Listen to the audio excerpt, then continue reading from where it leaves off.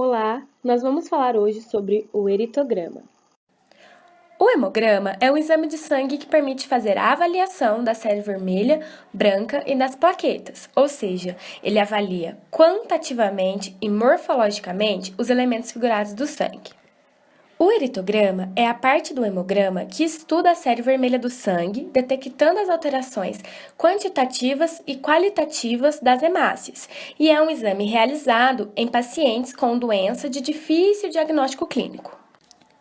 A análise das células vermelhas do sangue informa as condições do sistema de transporte de gases, indica possíveis situações de carência nutricional, indica também alterações na produção, aumento de destruição ou outras perdas sanguíneas. Os parâmetros avaliados no eritrograma são a contagem de eritrócitos, o volume globular ou hematócrito, o número total de hemácias, a concentração de hemoglobina, o volume corpuscular médio, a concentração de hemoglobina corpuscular média, a variação do tamanho médio das hemácias, sendo que a contagem dos eritrócitos, o volume globular ou hematócrito e o número total de hemácias são os parâmetros melhores para a avaliação da linhagem vermelha. Contagem de eritrócitos. A contagem das hemácias é realizada por meio da câmara de Neubauer, uma lâmina grossa de uso microscópico com formato retangular e normalmente de vidro. Nessa lâmina, há uma depressão no centro, que é utilizada para fazer a contagem de células por unidade de volume de hematócrito. O hematócrito é o volume de hemácias em relação à amostra de sangue, expressa em porcentagem, após a centrifugação sanguínea. Para a realização, centrifuga-se uma amostra total de sangue anticoagulado, num tubo especial. Após isto, as hemácias se encontram separadas do plasma e sua leitura é feita em um cartão escalonado. Podemos observar que praticamente metade do sangue é, na verdade, composto por células vermelhas, em sua normalidade. Ele depende principalmente do número de eritrócitos, embora seja levemente afetado pelo volume das células. Os valores de referência do hematócrito são, para homens, de 40% a 50%, mulheres, 37% a 45%, para crianças, de 32% a 42% e em recém-nascidos, de 52% a 60%. Interpretando os valores do hematócrito. Quando os valores se apresentam abaixo do normal, pode-se dizer que esteja ocorrendo anemia, hemorragia, gravidez ou leucemia. A anemia se caracteriza pela falta ou má formação de células vermelhas do sangue. Em casos de hemorragia, ocorre uma perda significativa de sangue e, consequentemente, de eritrócitos. No último trimestre da gravidez, o plasma sanguíneo aumenta e isso diminui a relação plasma-eritrócitos. Por fim, a leucemia é um câncer que altera o número das células sanguíneas e, portanto, altera também o hematócrito. Por outro lado, quando os valores se apresentam acima do normal, as possíveis causas são uma desidratação, queimaduras, policitemias, fumo ou altas altitudes. Na desidratação e em caso de queimadura, ocorre diminuição do plasma sanguíneo, alterando também a relação plasma e eritrócitos. A policitemia é um distúrbio da medula óssea, na qual esta produz mais eritrócitos do que o normal. O fumo reduz o fluxo de oxigênio por meio da contração dos vasos sanguíneos. O corpo, então, para tentar aumentar a chegada de oxigênio a estes tecidos, produz mais células sanguíneas. Em altitudes elevadas, a disponibilidade de oxigênio é reduzida e o corpo também tende a produzir mais hemácias no intuito de atender à demanda de oxigênio pelo corpo. Outros valores podem ser observados quando há coleta inadequada do material ou um erro durante a realização do teste. Concentração da hemoglobina. A hemoglobina é responsável pelo transporte de oxigênio para as células do corpo. A quantidade de hemoglobina pode ser utilizada como o índice da capacidade de transporte do oxigênio no sangue. O teor total de hemoglobina no sangue depende de dois fatores. Primeiro, da quantidade de eritrócitos e segundo, da concentração de hemoglobina nos mesmos. Os valores considerados de referência são, para homens, de 14 a 18 gramas por decilitro e para mulheres, de 12 a 16 gramas por decilitro.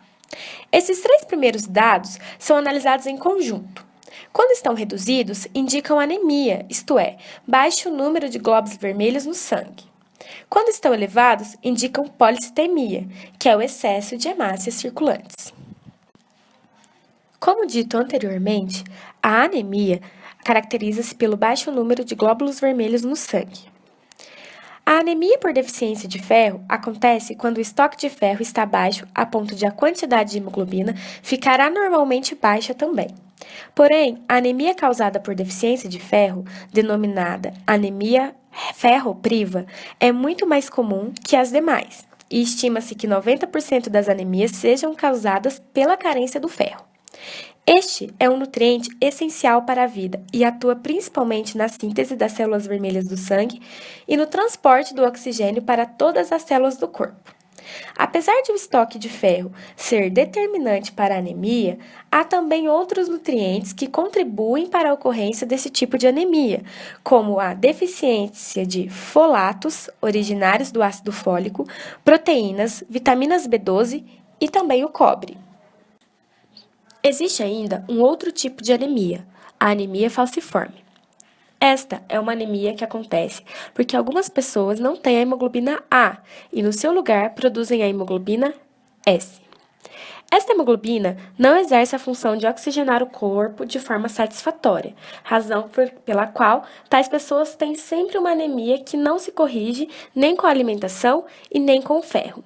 Nessas pessoas, as hemácias, em vez de redondas, tomam a forma de meia-lua ou de foice. Essas células afoiçadas têm muita dificuldade de passar pelas veias, que levam o sangue para os órgãos, ocasionando seu entupimento e muitas dores, principalmente nos ossos. As policitemias são caracterizadas pelo aumento do número de eritrócitos que passam a se multiplicar sem controle, porém mantendo suas funções preservadas. O resultado dessas altas taxas de glóbulos vermelhos na corrente sanguínea é o espessamento do sangue, o que pode provocar alterações no seu fluxo. Volume corpuscular médio. O volume corpuscular médio é calculado pela divisão do valor do hematócrito pela contagem de eritrócitos, sendo o índice que ajuda na observação do tamanho das hemácias e no diagnóstico da anemia. A poiquilocitose corresponde à alteração atípica da forma dos eritrócitos. Os valores normais devem estar entre 80 e 100 fentolitros, e estes valores independem da idade e sexo. Caso esteja nesta faixa, há a normocitose. Quando este valor está acima de 100 fentolitros, há a macrocitose, que pode ocorrer devido à deficiência da vitamina B12, por exemplo. A vitamina B12 é essencial para a formação, integridade e maturação das hemácias na medula óssea. Quando está ausente, as hemácias aumentam de tamanho. Quando o VCM está abaixo de 80 fentolitros, há a microcitose e pode ocorrer devido a anemias, artrite reumatoide, entre outros. Este dado ajuda a diferenciar os vários tipos de anemia.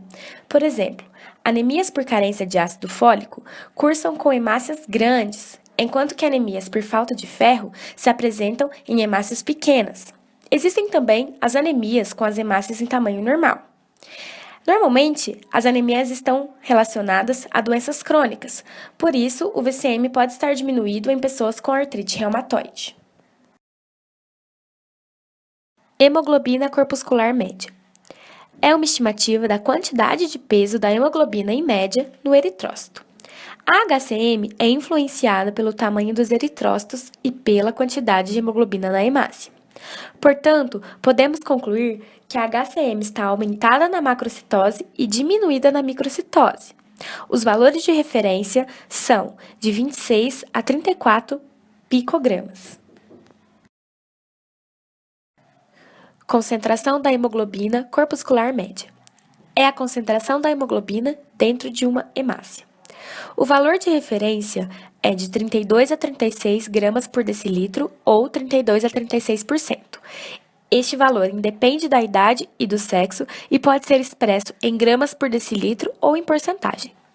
A anisocromia se dá quando há alteração na coloração dos eritrócitos.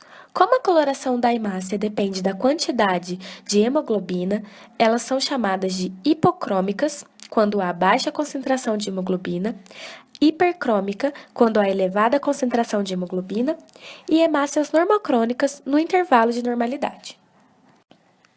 Aqui podemos ver um exemplo de hemácias hipocrômicas e hemácias hipercrômicas. As alterações morfológicas dos eritrócitos, elas podem ocorrer em resposta a doenças sistêmicas, intoxicações, alterações vasculares, parasitárias ou por má técnica de processamento da amostra. Amplitude de distribuição dos eritrócitos. A amplitude de distribuição do diâmetro dos eritrócitos tem como objetivo oferecer uma resposta fiel sobre o grau de anisocitose, ou seja, a disparidade do tamanho dos eritrócitos. Sendo assim, não há necessidade de uma avaliação microscópica. Neste exame, os valores mais baixos não apresentam significado clínico para o paciente, pois indicam uma população de eritrócitos mais homogênea. No entanto, os valores altos indicam excesso de heterogeneidade volumétrica nessa população, ou seja, anisocitose. Em condições normais, a maioria dos eritrócitos tem aproximadamente o mesmo tamanho, e os valores são de 11 a 14%.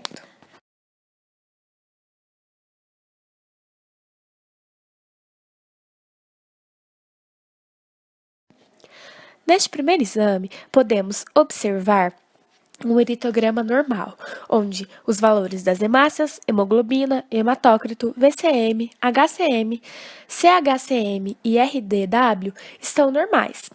Neste exame, os valores de referência não distinguem homens e mulheres.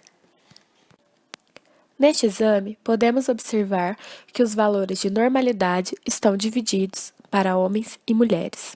Além disso, conseguimos observar que o número de hemácias está abaixo do normal para homens e o de hemoglobina também. Isto pode ser um indicativo de anemia, porém é necessário que seja vistos os outros achados clínicos do paciente e saibam muito bem qual é a história deste paciente. Neste exame, podemos observar que o hematócrito está ok, a hemoglobina também, porém o valor das hemácias está um pouco abaixo do esperado. Isso pode significar um problema de oxigenação para essa pessoa, porém é necessário também que se avalie os outros achados clínicos. Neste exame, podemos observar que o número de hemácias está maior do que o valor de referência. Isso pode significar um espessamento do sangue e, com isso, diminuição e dificuldade desse fluxo.